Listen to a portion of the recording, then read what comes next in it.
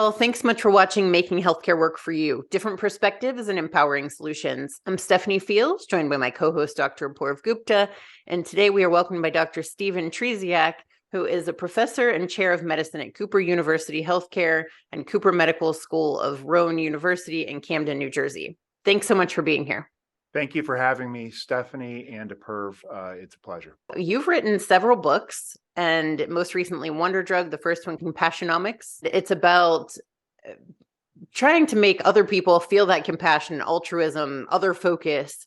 And the first one, Compassionomics, is about the medical system. Then the second book, Wonder Drug, your most recent book, is for the general public, how they can increase that. And it is something that can be learned. So why don't you tell us, how did this become something that was so important to you and something that you think everybody else needs to really get on board with?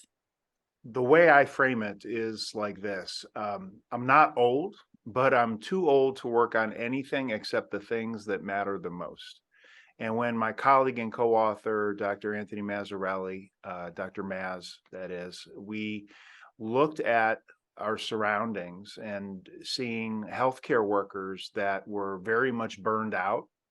And what the research shows quite clearly is that not at our institution specifically, but just globally, that there's a compassion crisis in healthcare. And in our mind, this was the most pressing problem of our time in healthcare, in our little corner of the world, through our lens of experience. For him, as a physician, an emergency physician, and co-CEO of our health system, and for me as a researcher and physician leader, I'm chair of the Department of Medicine here at Cooper.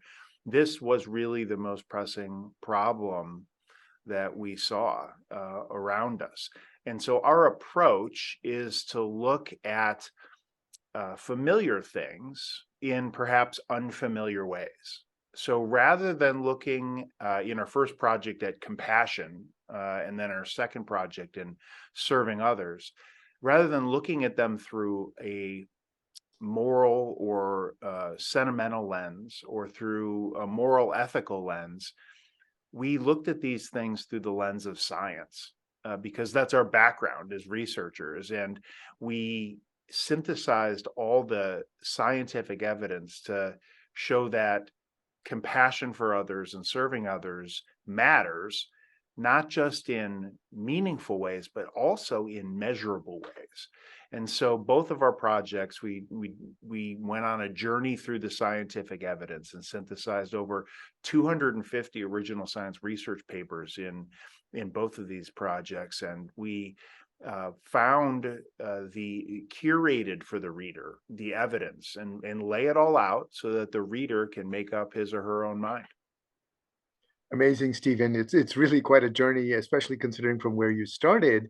And I think at the outset, I think it might be helpful for us to define the terms a little bit more as well, because I found it particularly intriguing in terms of how you talk about empathy versus compassion and the challenges of empathy versus the benefits of compassion. So if you don't mind, maybe you can help tease that out a little bit. Most researchers define compassion this way. Compassion is an emotional response to another's pain or suffering involving an authentic desire to help. And the operative word there is to help. So it's distinctly different from a very closely related word, empathy.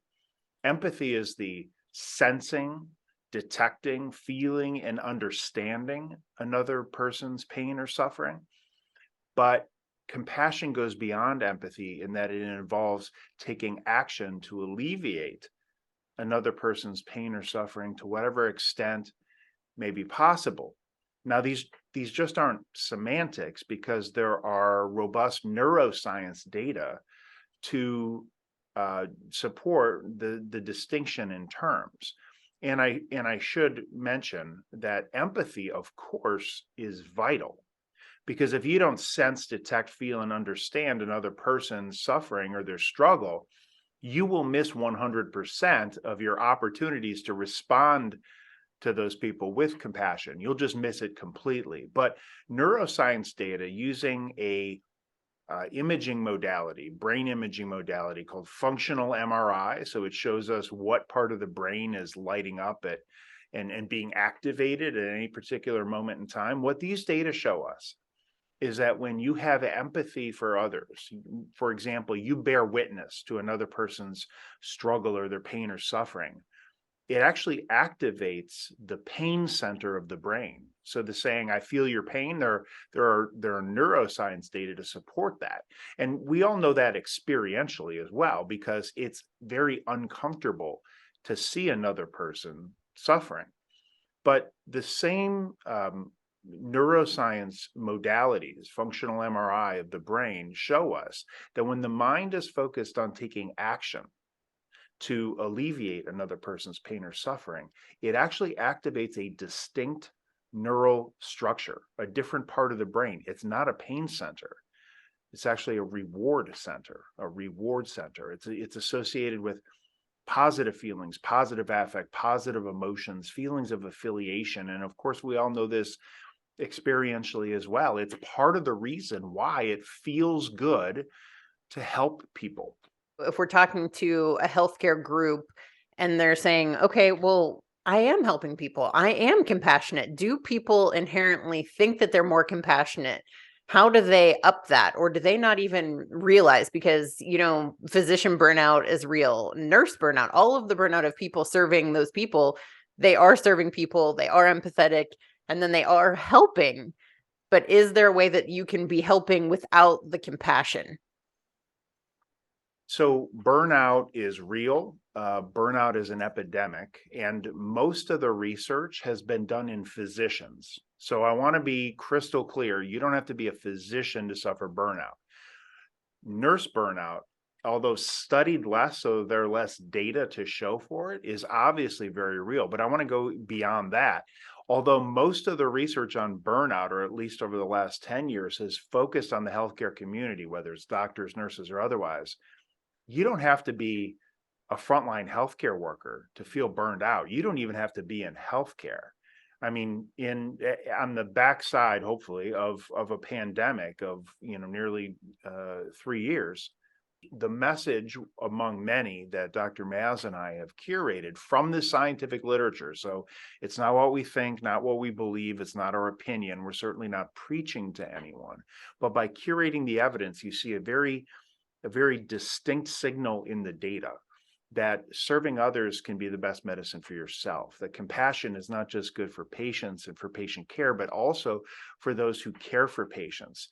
And so what the research actually points to is that being more compassionate can actually not only protect against burnout by making people more resilient, it can even pull you out of the throes of burnout.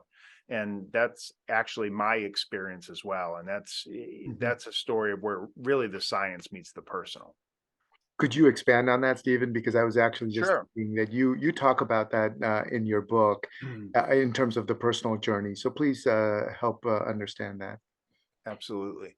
So I'm an intensivist by background for your listeners and viewers that don't know what that is. That's a specialist in intensive care medicine. That's always been a fairly unique job. It was certainly an interesting job over the last few years of the pandemic, I can assure you. We often say in our line of work that we routinely meet people and their families on the worst day of their life.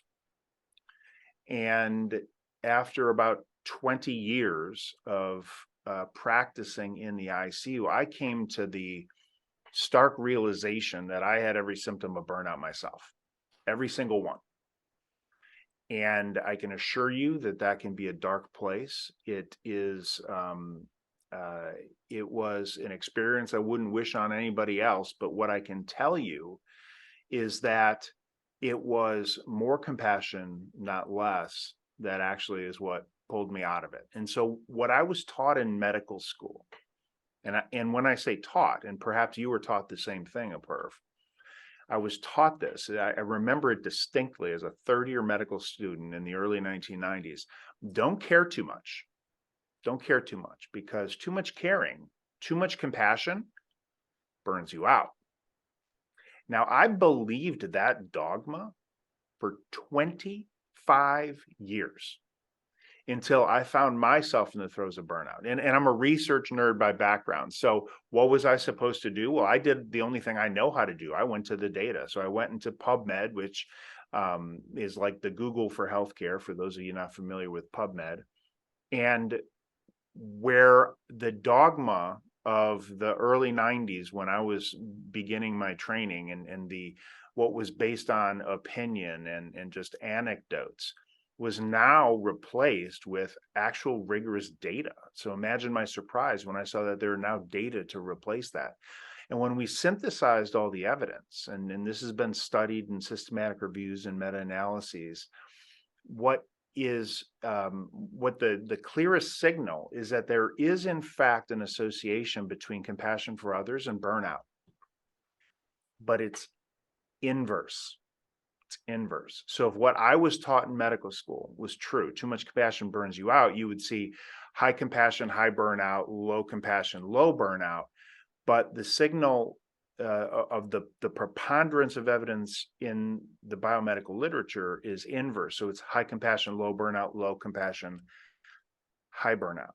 So why? Well, my hypothesis, after synthesizing all the available evidence, and if there's one thing that Dr. Maz and I have found over the last 5 years of being engaged in this work, whether it was in Compassionomics for the healthcare community or in Wonder Drug for the general population, what we found was this: the key to resilience is relationships. The key to resilience is relationships. And so when I saw this signal that more compassion, not less, was actually potentially protective or therapeutic, I decided very intentionally, and it has to be very intentional, that I was going to care more, not less. I was going to lean in rather than detaching and pulling back, because all of the recommendations for burnout at the time were things like take more vacations, go on nature walks, put on your headphones and do your meditation apps and block out the world. And all of those things are very much isolating experiences, but they certainly weren't practical. Like just getting away from my patients as much as possible.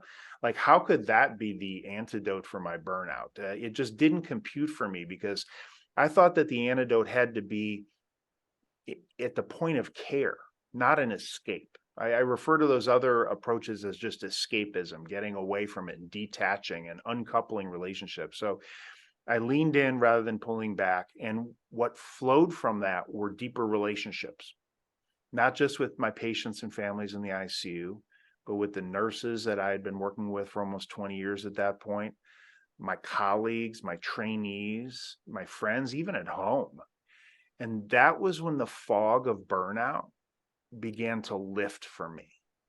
And so, going by the data, there are probably a lot of people in your viewers and listeners that are feeling burned out right now. And we've synthesized the evidence that caring for others more, not less, and the relationships that flow from that, the human connection that flows from that, that can in fact be the antidote. And so if you're going through burnout, I suggest you test the compassion hypothesis for yourself, and find the people around you that are in need of your compassion and in need of your service, and just test that hypothesis for yourself. And you might be surprised at the results that you get. You were taught that your third year of medical school, don't care too much, don't be too compassionate. So how do you now try to go back and reverse decades and decades and decades of people learning this behavior and say, okay, maybe you're, 55 and you're practicing. Let's not do this for the next 10 years. Your next 10 years doesn't have to be like this. How do you do that? Where do you start? And will people believe it? The compassion mindset, and I choose that word very carefully, mindset, because so much of it has to do with mindset, and specifically there are three components. Number one is realizing that there is in fact an evidence base for compassion. And when you realize that, and as I mentioned, 250 original science research papers, they're all curated and put in the notes section of each of these books.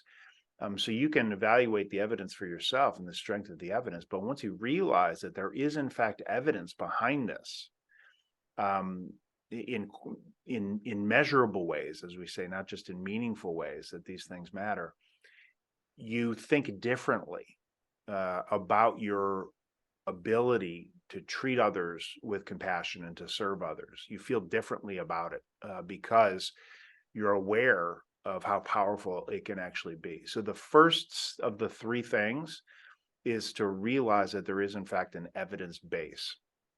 Number two is all about time.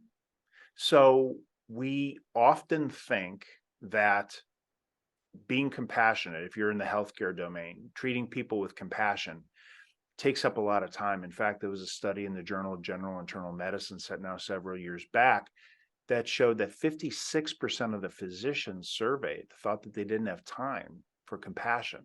But what the data actually point to is that it only takes 40 seconds in many cases. And usually when we put all the published studies together, less than 1 minute to make a compassion connection.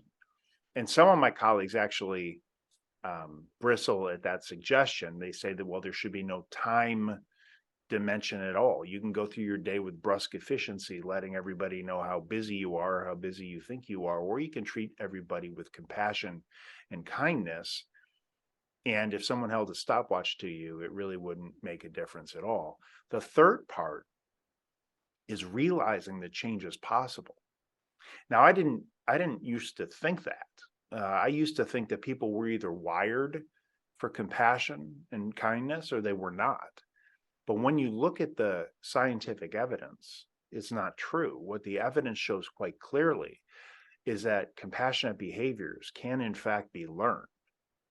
And that's not true just in the healthcare domain, but definitely in the broad sense for the general population through dozens of articles published in peer-reviewed journals in the psychological domain. And so we can in fact get better at compassion, but here's the key. We have to believe that we can, because many of your viewers and readers have probably heard of the concept of a growth mindset, popularized by all the wonderful research and a book from Dr. Carol Dweck and others at Stanford University. If we believe that change is possible, then it is. If we have a fixed mindset instead of a growth mindset, and a fixed mindset believing that compassion and kindness for others and serving others, these are traits rather than skills that we can learn and get better at. If you believe it's a trait, you'll never put in the extra effort to get better at compassion, especially when compassion is hard. And what a lot of people don't know about Dr. Dweck's work is that she and her colleagues have also studied this for compassion as well. And they found the exact same thing. We have to have a growth mindset. We have to look at our skills with human connection as skills, not traits. And if we do that, we will be more likely to work at them, especially when compassion is hard. And we can, in fact, get better. And so I didn't used to believe that, but now I see the evidence. And because I see it now, I work at my compassion for others, just like I work at all my other skills in the ICU, just like I work on my skills for central venous catheterization or pulmonary artery catheterization or endotracheal intubation. I work on my compassion for my patients and their families, but not just them, for my colleagues, my coworkers, the staff, the technicians, my trainees, everybody. And if we're going to be evidence-based about it, science shows quite clearly that change is in fact possible.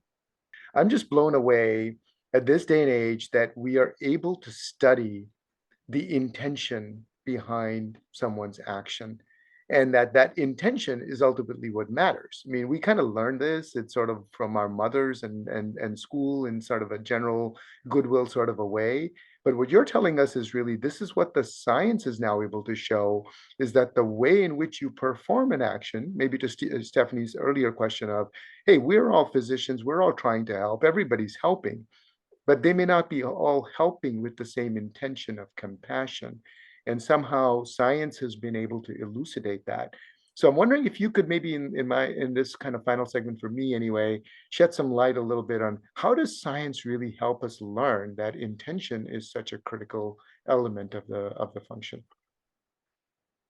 Well, much of the answer relates to the fact that we do have a burnout crisis in healthcare, and the evidence that caring more, not less, is actually associated with less burnout. And so that association is there. We are currently doing more research to test how it is that more human connection can actually reduce the experience of burnout and the risk of burnout. You mentioned intention and being intentional about it, and it sort of brings up the question about motives, right? And some people often ask me, what if I'm not feeling it in the moment, right? Like, what if I'm just not feeling like I can get there emotionally? And there's a paper published in JAMA, that's the Journal of the American Medical Association, about 10 years back now, that talks about emotional labor in the healthcare field. And emotional labor is a concept that was taken from from service industries like customer call centers and luxury hotels and things like that.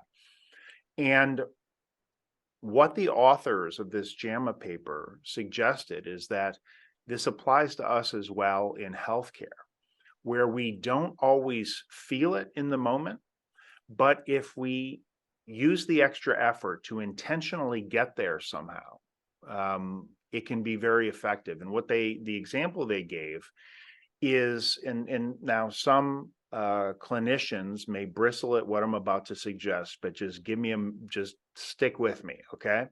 They use the analogy of method acting, right? So, Daniel Day-Lewis or Heath Ledger in Batman playing the Joker.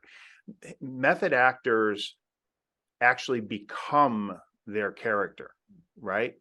And similarly, when we use intention to get there, emotion is real. It's just that we had to make that mental switch to try to get there. And what the example that I use, and I use this in contrast of, quote unquote, faking. I'm not suggesting that anybody fakes kindness or compassion for other people, but people do this all the time, right? If for example, those of you who have kids, people do this all the time. You come home from a day at work, completely wrung out, stressed out about work deadlines or your boss or whatever it is. And the last thing that you want to do, perhaps, is treat anyone with compassion. And your small child sees you come home and wants it to be story time, right? Well, what do? You embrace the moment and you talk to your child in story time and you speak in soothing tones that are comforting and make your child feel at ease and allays whatever fears they might be having. Is that faking? It's not faking. It's love. It's just that you intentionally had to get there in your mind because you had to flip the switch to put your day behind you or whatever was stressing you out and be present in the moment for your child. All the emotion, all the effort, the emotional labor, so to speak, it's all real. It's all genuine, but you had to consciously flip the switch to get there. Mm-hmm. So similarly, sometimes in healthcare, we have to do that. I have a colleague who has one of the busiest, craziest cardiology practices I've ever been in. It's one of the most hectic places because there's so many patients and there's so much activity. And although that could be very stressful, the moment that he puts his hand on the doorknob to go into the patient's room to meet that patient, he's been doing it now for decades, so he doesn't even consciously do it. But what he does is he switches all of those things off and he says, for the next 20 minutes or however long I'm going to be in that room with that patient, My only job is to make them feel like they're the only person in the world. That's it. And interestingly, that's not only why his patients love him, it's why he loves his job.